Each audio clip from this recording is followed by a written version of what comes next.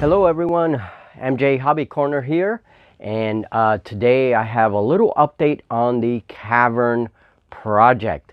And it's a beautiful day out today. It's like 70 degrees, really nice, not very hot. So I was able to do some work outside because this technique that I'm using requires a well ventilated area. You don't want to do this in an enclosed space.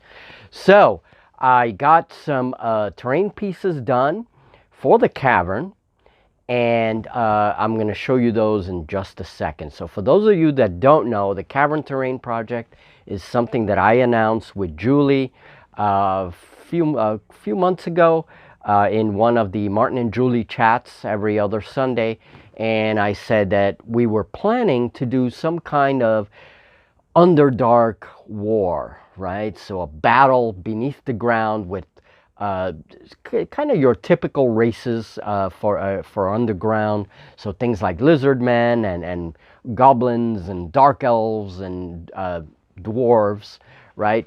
And have a nice underground battle. So in order for that to happen, I needed terrain, and I wanted to build a nice cave system where models can interact both vertically and horizontally. So let's go and check out what I have for that terrain, and then we're going to go check Julie out in the office. She's doing a little painting in the office today. We'll go bug her and see what she's doing. All right. There he goes. Okay, so for this project, I start with a foam skeleton. I literally put together pieces of foam and impale them with like toothpicks and glue them together with hot glue. Then I put a layer of tin foil all over the structure. Now make sure that the tin foil is nice and tight. And here you see one of the toothpicks poking out. I do this so that it gives strength to the skeleton. So it's like a shish kebab kind of thing, where the foam is impaled by the toothpicks, and then the hot glue in between them also glues them together. So this way the structure is nice and strong because it has all of these toothpicks and barbecue sticks like impaling through the foam. So it's a really effective technique. So, and then I use floral wire to tie up some areas of the foil in order to tighten them and strengthen them. And this is a view of the structure, the rock structure, with the tinfoil. Then I use my plastic bags, and I used about 50 bags in this project. So some bags I crumple up and I just put into the structure there. I give it a little bit of hot glue before I use the hot glue gun to melt them up. And other times I will use straight sheets of bag, and again use a little bit of hot glue to kind of anchor them in place, and then use the hot glue gun. So here I'm doing the platforms, and I'm also any holes in the structure, I plug them up with the plastic bags. You can see me doing that here, and this is all before I use the hot glue gun. So everything is puffy and, right now. But as you can see, I'm stuffing up all the holes with the bags.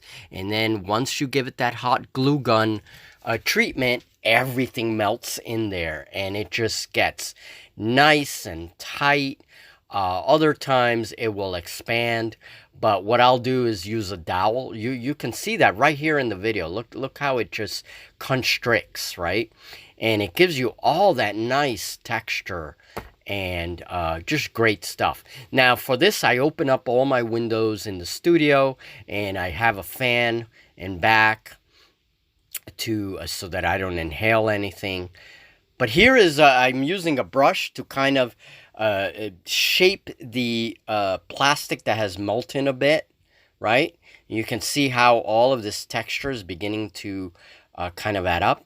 And here I'm starting to use my tinfoil technique, and I'm making all of these stalactites and stalagmites. Also texturing stuff with texture paste.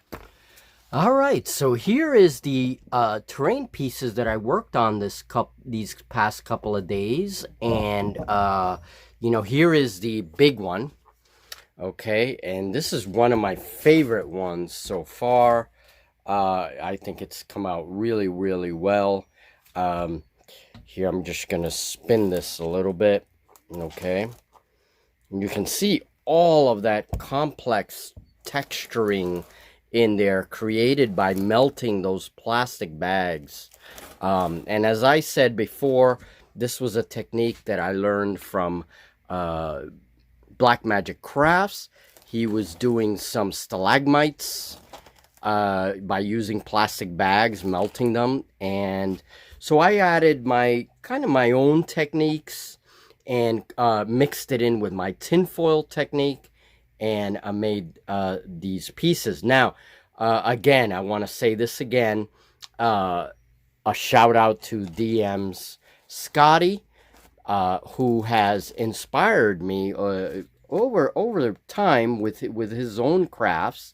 He inspired the use of hot glue for all the texturing and everything. And so all the techniques that I do today with the hot glue have been inspired by DM Scotty.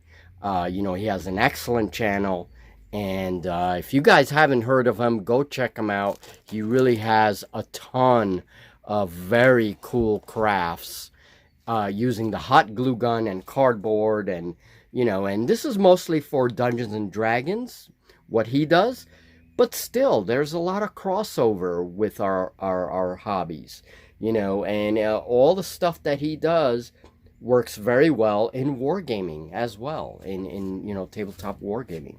So the other thing I want to do is another shout out to subscriber Paul. Subscriber Paul and I were talking very briefly in the comments, and he makes his alien plants using straws, and he melts the straws with a little bit with a lighter. Basically, that's his technique. I use my heat gun, and I'm probably going to texture these with a little bit of hot glue. But I have to say, I love this technique. This is awesome. So to me, this is like some giant fungal growths, some of the fungus that I've seen, you know, in my past career as a biologist. You know, this stuff is just perfect. So thank you, subscriber Paul, for that tip. It was a very good tip. And I'm definitely going to be experimenting with this more and more. And this will also be cool as alien plants, you know. Could give them a good paint job, and they will be really, really cool. So very, very nice, subscriber Paul. Kudos. So, all right. So this is the terrain that I've been working on, the cavern terrain. Why don't we go set this up, and I'll show you all the pieces that I have. Okay, now all this terrain has to be dry brushed. This piece here has already been dry brushed. You can see that there. All right. So has the bridge here. And this is one possible combination of many. This terrain is very modular, and so with all these ledges and things, I can come up with different ways of doing connections, right? So models can interact down below and also up above. And that's what I really wanted for this terrain. So let me just give you a view. Okay, look at all the complexity of the plastic. I just love that. And the tinfoil really adds to it. The tinfoil technique really adds, you know, when you do these stalagmites and stalactites. Now, as I said earlier, the stalagmites and stalactites, they have wire in them. Okay, you can see one pointing up here, and you know, the wire really helps reinforce the piece so that you know, they're not weak or anything. They're nice and sturdy. And this needs a little bit more painting to cover up some of the foil areas. Okay, now this technique would also work very good in making like old trees. You know, if you want to do like an old, really old fay forest or something. And I'm actually thinking about doing some really large, massive trees with this melting of the plastic technique.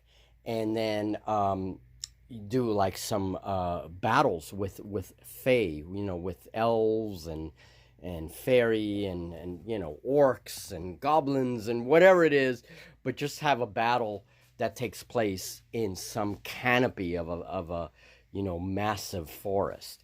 So I think this technique will work very well for that, but also for alien terrain, like alien rocks, hive terrain. Think about how cool it would be to have a city fight, not in a regular city the way we always do, but inside a hive city, you know?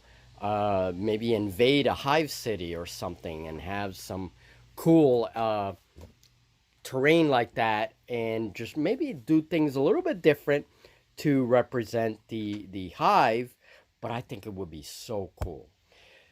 So there it is. There is one part of the cave terrain, and I will be doing my own mat. And there's still more to this project. This project is not finished. It's gonna be a slow project. I'm just gonna take my time on it and really explore it and expand it.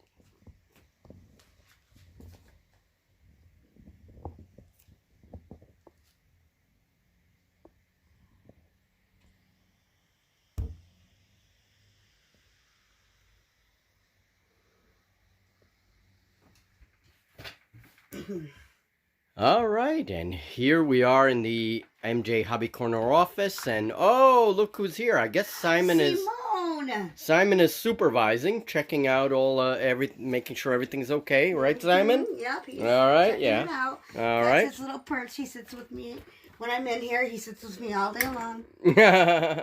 All right, Julie. So, what are you up to? What are you doing? Hi, everybody. Okay, what did I say that? I am, I'm dry brushing.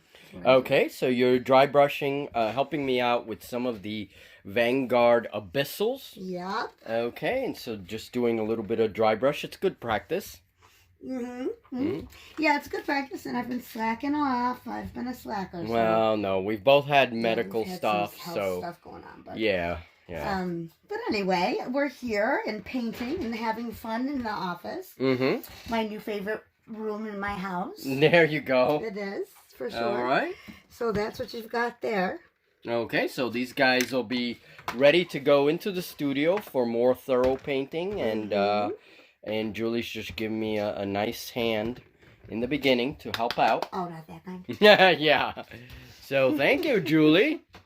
You are very welcome, sir. Is there anything else you want to say to the viewers? Actually, there is. I wanted to give a shout out to Maurice. Thank you very much for your support, Team Julie. That means a lot to me.